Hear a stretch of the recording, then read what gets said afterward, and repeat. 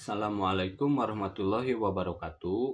Video ini saya buat untuk PPT UAS mata kuliah Pendidikan Kewarganegaraan. Perkenalkan, nama saya Geo Sebastian, kelas B1 2025 dengan NIM 2506047, Prodi PGSD, mata kuliah Pendidikan Kewarganegaraan, dan dosen pengampu Dr. Dedi Junaidi, MAG. Pokok bahasan, implementasi program makan bergizi gratis dan hak konstitusional. Masalah, pemerintah sedang melaksanakan program makan bergizi gratis untuk meningkatkan kualitas SDM. Namun terdapat tantangan besar dalam hal distribusi di daerah pelosok, potensi kebocoran anggaran, serta dampaknya terhadap ekonomi lokal. Lanjut saja ke pertanyaan pertama. Analisislah kaitan program ini dengan hak warga negara yang diatur dalam pasal 28H ayat 1 Undang-Undang Dasar 1945. Analisis mendalam mengenai bagaimana program ini menjadi instrumen pengejawantahan hak konstitusional tersebut sekaligus tantangan nyata di lapangan. Di poin pertama, perwujudan hak hidup sejahtera dan kesehatan.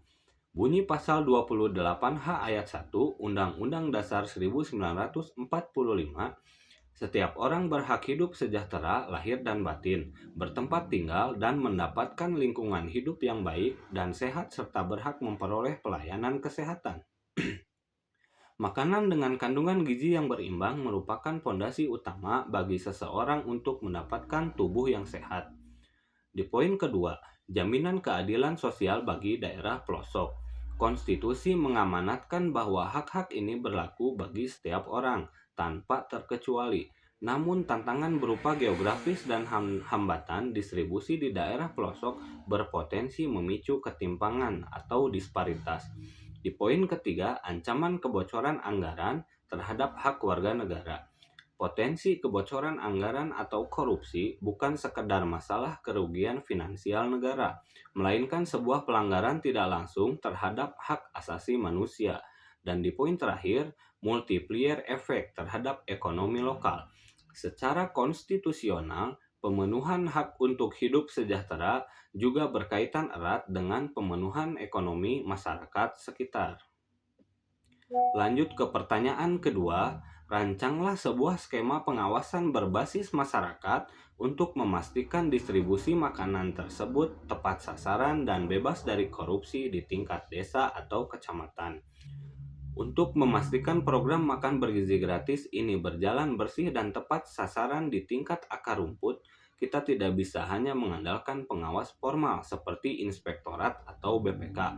Diperlukan skema pengawasan berbasis masyarakat yang menempatkan warga sebagai mata dan telinga di garda terdepan.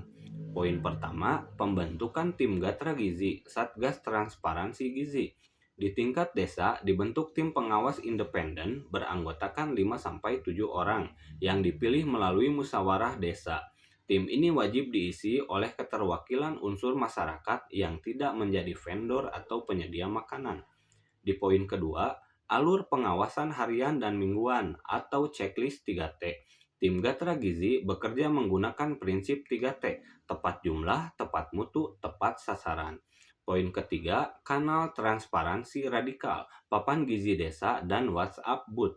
Korupsi subur di dalam kegelapan informasi. Oleh karena itu, skema ini mewajibkan 2 jalur informasi. Kanal fisik, papan gizi desa, dan kanal digital WhatsApp pengaduan garda gizi. Dan di poin terakhir, sistem insentif dan perlindungan pelapor. Masyarakat seringkali takut melapor karena khawatir diintimidasi atau dikucilkan. Skema ini mengadopsi aturan perlindungan, kerahasiaan identitas, dan anugerah desa integritas. Catatan kunci keberhasilan, skema ini hanya akan berjalan jika BPD dan Camat memiliki komitmen kuat untuk menindaklanjuti temuan masyarakat.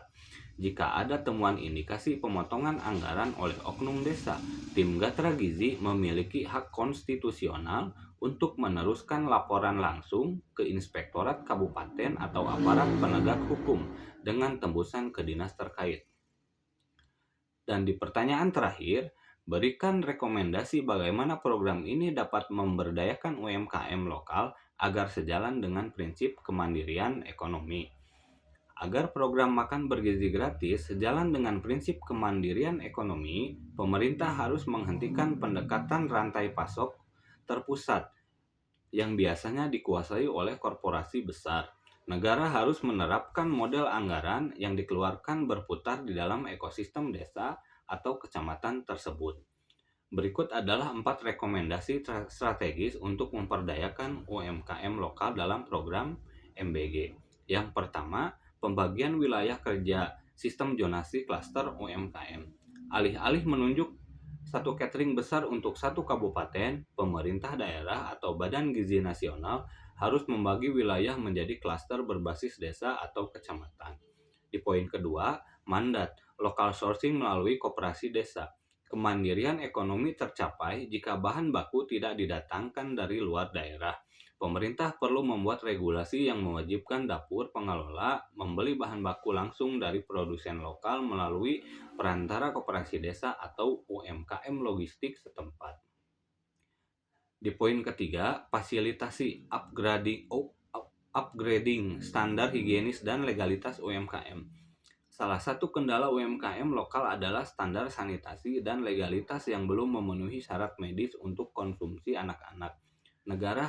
Negara harus hadir memberikan afirmasi, bukan langsung mencoret mereka dari daftar mitra. Dan di poin terakhir, skema pembiayaan khusus microfinancing tanpa jaminan. UMKM seringkali menghadapi masalah modal awal karena pembayaran kontrak. Pemerintah biasanya menggunakan sistem termin, tidak dibayar di muka, sementara bahan baku harus dibeli setiap hari. Melalui integrasi ini, program MBG tidak hanya melahirkan efek kesehatan atau efek gizi, melainkan juga memicu efek berganda, multiplier efek. Uang negara kembali ke kantong rakyat, produktivitas pertanian desa meningkat, dan kemandirian ekonomi nasional terbangun dari unit terkecil, yaitu desa. Demikianlah pemaparan dari saya. Wassalamualaikum warahmatullahi wabarakatuh.